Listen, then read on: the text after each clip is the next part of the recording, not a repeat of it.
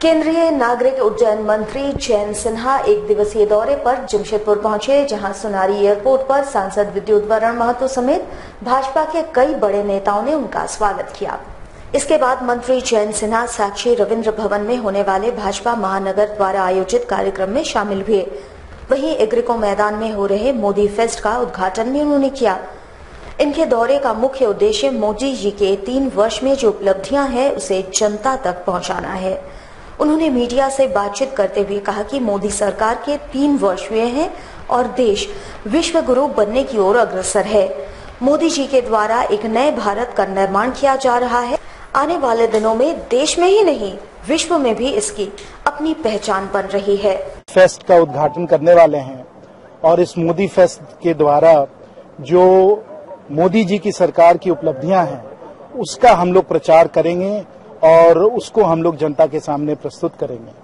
बहुत गर्व की बात है कि 3 सालों में जो हम लोगों ने करके दिखाया है वो बेमिसाल है और इससे जनता को तो सुविधा मिली ही है और देश में विकास तो हुआ ही है। लेकिन अगर आज विश्व भर में हम नजर देखें तो जिस प्रकार से भारत आगे बढ़ते चले जा रहा है और विश्व गुरु के स्तर पे पहुंच रहा है, वो हम सब के लिए बहुत ही गर्व की बात है और आज उसके बारे में हम लोग पूरी तरीके से हम लोग जिक्र करेंगे और पूरी तरीके से इसका उल्लेख करेंगे। धन्यवाद। हैं जहां हम लोग विकसित देशों के साथ अपना मुकाबला करें तो नजर आएगा, चाहे वो इंफ्रास्ट्रक्चर की बात हो, चाहे वो आधुनिक जो बिजनेसेस हों या जो सोशल सिक्योरिटी की हम बात करें, जो सामाजिक सुरक्षा की बात करें, इन सब क्षेत्रों में हमें बहुत कुछ काम करना है। लेकिन जो पिछले 3 सालों में हम लोगों ने किया है वो अद्भुत है और जिस गति से और जिस रफ्तार से हम लोग बढ़ रहे हैं उससे हम सब लोगों को विश्वास होना चाहिए कि देश विकसित हो रहा है और साथ साथ जो मैंने पहले भी कहा कि विश्व गुरु की जिस स्तर पे हम लोगों को आना है उस स्तर पे हम लोग बिल्कुल आ रहे हैं। केंद्र सरकार के 3 वर्ष पूर्ण होने के उपलक्ष्य में भाजपा जमशेदपुर जिला कमेटी द्वारा जनता के साथ सीधे संवाद कार्यक्रम का आयोजन जमशेदपुर के रविंद्र भवन में आयोजित की गई, जिसमें मुख्य अतिथि के रूप में केंद्रीय मंत्री जयंत सिन्हा उपस्थित थे। वैसे शहर में केंद्र सरकार के 3 वर्ष पूर्ण होने पर मोदी फेस्ट का आयोजन चल रहा है और उसके साथ ही जनता से सीधे संवाद कार्यक्रम को भी जिला भाजपा द्वारा आयोजित की गई। इसमें मुख्य अतिथि के रूप में केंद्रीय मंत्री जयंत सिन्हा उपस्थित रहे। इस दौरान उन्होंने केंद्र सरकार द्वारा पिछले 3 वर्षों में किए गए कार्यों व उपलब्धियों पर चर्चा की। इन्होंने कहा कि मोदी सरकार आने से पूर्व देश घाटे में चल रहा था और अब भारत विश्व गुरु बनने की ओर अग्रसर है और ये केवल कुशल नेतृत्व का ही नतीजा है। एक वीक स्टेट है, एक बनाना रिपब्लिक है, ये देश विदेश की मीडिया में हमारे बारे में लिखा जाता था कि आपकी बनाना रिपब्लिक 10 साल इस प्रकार से चर्चाई हुई थी कि आप जहां देखें जिस भी पैरामीटर पे देखें घाटा ही घाटा। सरकार घाटे में चल रही, देश घाटे में चल रहा था, कहीं निवेश नहीं हो रहा था, महंगाई आसमान छुए। तो भी बुलेट ट्रेन बनाने वाले हैं, बुलेट ट्रेन बनाने वाले किस प्रकार हम काम कर रहे हैं इसलिए 3 साल के और हम लोगों ने कैसे किया ये सब 3 साल में जो काम हुए हैं, चाहे वो स्थानीय विकास की बात हो, प्रदेश के विकास की बात हो, देश के विकास की बात हो, कैसे किया माननीय प्रधानमंत्री जी का कुशल नेतृत्व, सुविधाएं, सुरक्षा, ये चीजों को हम लोग लेकर चले। इन तीनों पे हम लोगों ने बहुत काम किया है। अब मैं थोड़ा विस्तार से इन तीनों के बारे में आपको समझाना। पिछले 3 साल में आपको कोई घोटाला नजर आया? भ्रष्टाचार से हम लोगों ने देश को मुक्त किया है कि नहीं किया है? इसको दोस्तों हम लोग सुशासन कहते हैं। ये सरकार करके दिखा रही है। जैसे मैंने कहा, सबका साथ सबका विकास, इसका एक महत्वपूर्ण सुविधा मिली है। सुविधा हम लोग पूरी तरीके से भरपूर मात्रा में अपनी। कोल्हान के आयुक्त डॉक्टर प्रदीप कुमार और कोल्हान के डीआईजी प्रभात कुमार आज जमशेदपुर पहुंचे। बिष्टुपुर स्थित सर्किट हाउस में उन्होंने पूर्वी सिंहभूम के उपायुक्त Amit Kumar, SSP Anup T Matthew सहित तमाम पुलिस पदाधिकारियों के साथ बैठक की। कोल्हान आयुक्त को पूर्वी सिंहभूम और सरायकेला में पिछले दिनों हुए बच्चा चोरी की अफवाह में हत्याओं की जांच कर रिपोर्ट सरकार को सौंपने का आदेश प्राप्त है, जिसको लेकर ये बैठक आयोजित की गई थी। और हत्याओं के साथ साथ पिछले दिनों जमशेदपुर में हुए उपद्रव की जांच का रिपोर्ट भी राज्य सरकार को उन्हें देना है। कोल्हान आयुक्त ने मीडिया से बातचीत के क्रम में कहा कि रिपोर्ट पूरी हो चुकी है, राज्य सरकार को सोमवार तक रिपोर्ट सौंप दी जाएगी। सबसे पहली बात है कि बच्चा चोर का कोई मामला नहीं है, बाकी रिपोर्ट सरकार को सोमवार तक सौंप दी। ये सब चीज़ हम सक्षम नहीं है कि रिपोर्ट में हम क्या देंगे। अपना रिपोर्ट करते हैं कि आप गवर्नमेंट से पूछिए, गवर्नमेंट इसमें बोल सकती है चीफ सेक्रेटरी की रिपोर्ट लेके आए। जमशेदपुर के मुसाबनी स्थित हिंदुस्तान कॉपर लिमिटेड के IRL कंपनी ने क्लोजर नोटिस जारी कर दिया है। उधर कंपनी के क्लोजर नोटिस लगाए जाने के बाद से कर्मचारियों में हड़कंप मचा हुआ है। आपको बता दें कि कंपनी में 1600 मजदूर कार्यरत हैं और सभी मजदूर दाने दाने को मोहताज हो गए हैं। आपको बता दें कि क्लोजर नोटिस IRL कंपनी ने न्यूनतम मजदूरी के मामले को लेकर लगाया है। कंपनी का आरोप है कि भारत सरकार के उपक्रम हिंदुस्तान कॉपर लिमिटेड न्यूनतम मजदूरी नहीं दिया है, जिस कारण IRL कंपनी अपने मजदूरों को न्यूनतम मजदूरी नहीं दे पा रहा है। साथ ही साथ इन्होंने नोटिस में ये भी साफ कर दिया है कि IRL company Hindustan copper limited का ठेका कंपनी है। अगर हिंदुस्तान कॉपर लिमिटेड पैसा नहीं देगी तो ठेका कंपनी कहां से अपने मजदूरों को न्यूनतम मजदूरी देगी। आपको याद दिला दें कि पिछले दिनों इन मजदूरों ने अपनी न्यूनतम मजदूरी की मांग को लेकर अपने ही अधिकारियों को बंधक बनाया था और अनिश्चितकालीन हड़ताल पर बैठ गए थे। उधर उपायुक्त एवं प्रशासन के पहल के बाद मामला शांत हुआ।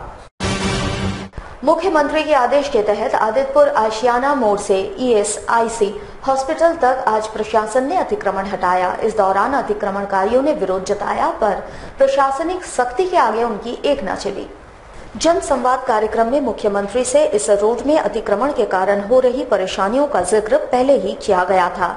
मुख्यमंत्री ने इसे गंभीरता से लिया और अतिक्रमण हटाने का निर्देश दिया था। आज सरायकेला जिले के आदित्यपुर स्थित आशियाना मोड़ से ESIC हॉस्पिटल तक अतिक्रमण हटाया गया। आपको बता दें, वर्षों से इस रोड में अतिक्रमण कर कई अतिक्रमणकारी यहां फल फूल रहे थे। इस एनक्रोचमेंट से अस्पताल तक पहुंचने में मरीज तथा उनके परिजनों को काफी मुश्किलों का सामना करना पड़ता था। आज CO कामिनी कौशल के नेतृत्व में भारी पुलिस बल के साथ अतिक्रमण हटाया गया। अतिक्रमणकारी उग्र हो रहे थे, पर प्रशासनिक सख्ती के आगे उनकी एक न चली। धीरे धीरे बुलडोजर ने अतिक्रमण को जमींदोज कर दिया। भारी पुलिस बल की तैनाती में अतिक्रमण हटाया गया।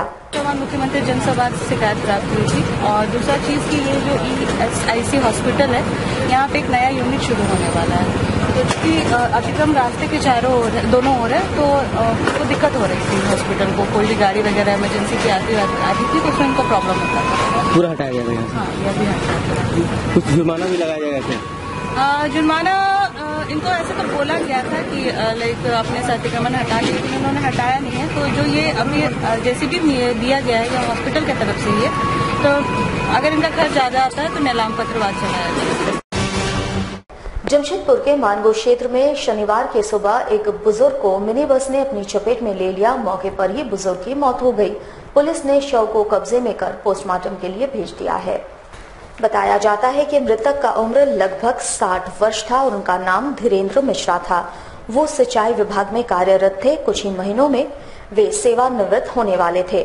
शनिवार की सुबह वे पानी लाने के लिए अपनी स्कूटी से मानगो गोल चक्कर गए हुए थे और वाहन से वापस आने के क्रम में उन्हें पीछे से एक मोटरसाइकिल सवार ने धक्का मार दिया, जिससे वे सड़क पर गिर पड़े और पीछे से आ रही एक मिनी बस की चपेट में वे आ गए, जिससे उनकी घटनास्थल पर ही मौत हो गई। घटना के बाद पुलिस ने शव को कब्जे में कर पोस्टमार्टम के लिए भेज दिया है।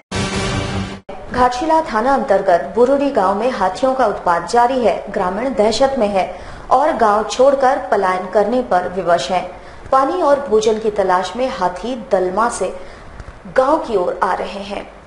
एक दो नहीं बल्कि 22 की संख्या में हाथी घाटशिला थाना क्षेत्र के बुरुड़ी गांव में तांडव मचा रहे हैं। झुंड में हाथियों का उपद्रव जारी है। वहीं गांववासी दहशत में दिन काट रहे हैं। हाथियों को बाहर निकालने के लिए जो प्रयास वन विभाग को तत्काल करना चाहिए, वो प्रयास वन विभाग की ओर से नहीं की गई। वहीं डरे सहमे ग्रामीण अपनी जान बचाते हुए गांव छोड़ दूसरे जगहों में शरण लेने को विवश हैं।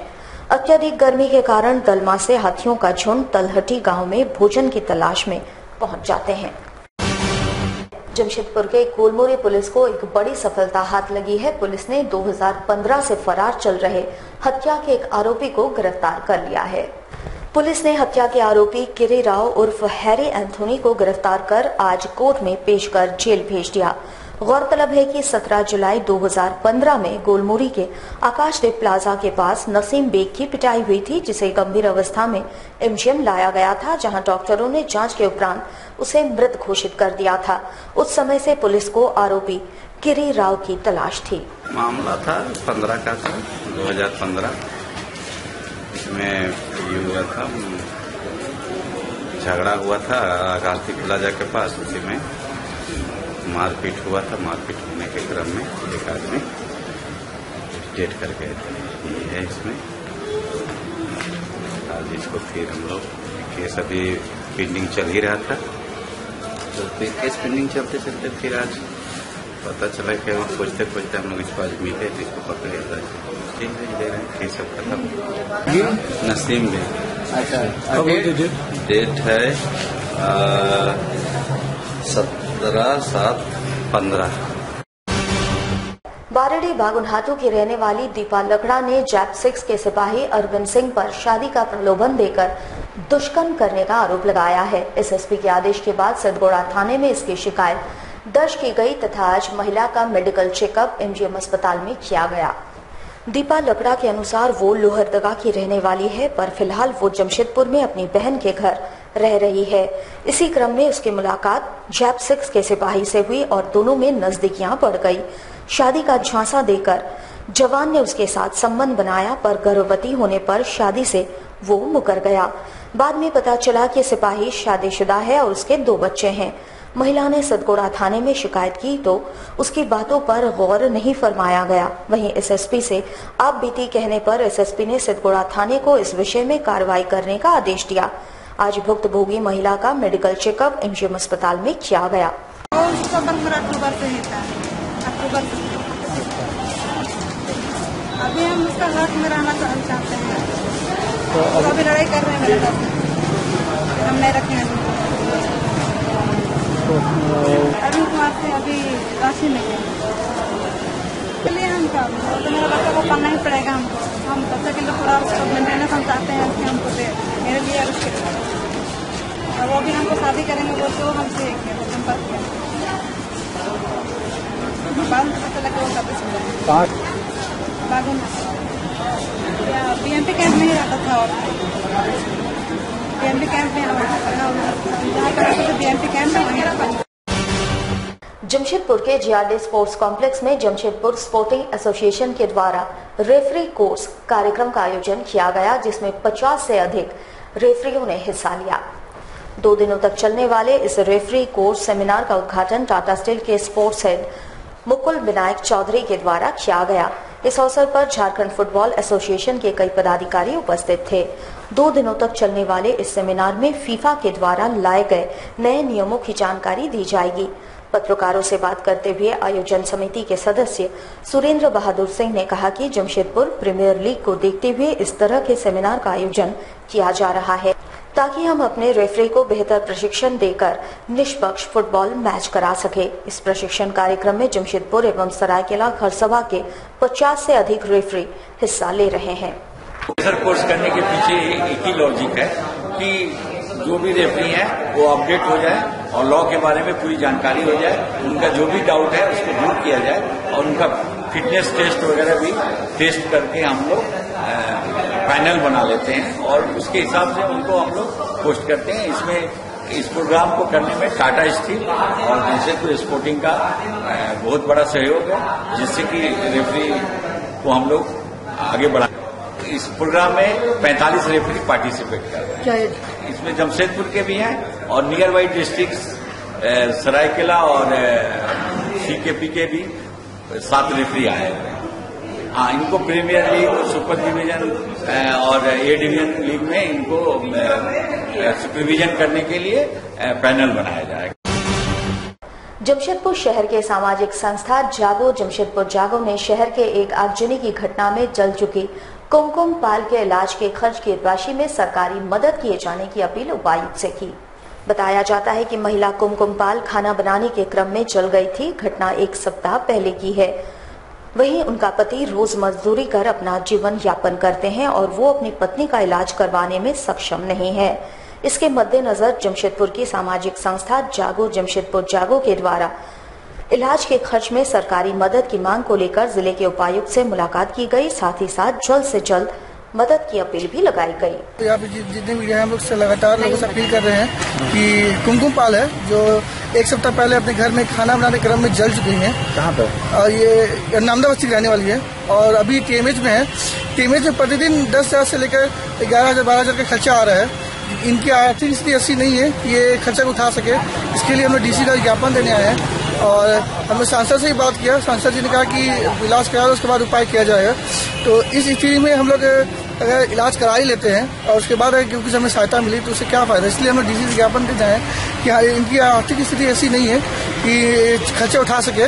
इसलिए और अभी जो 3 बार इलाज इनका ऑपरेशन होने वाला है कुमकुम पाल जी का, जिसके लिए प्रति ऑपरेशन में 60,000 रुपया लगने वाला है। हमारे साथ लगातार जुड़े रहने के लिए आप हमें YouTube पर जरूर सब्सक्राइब करें।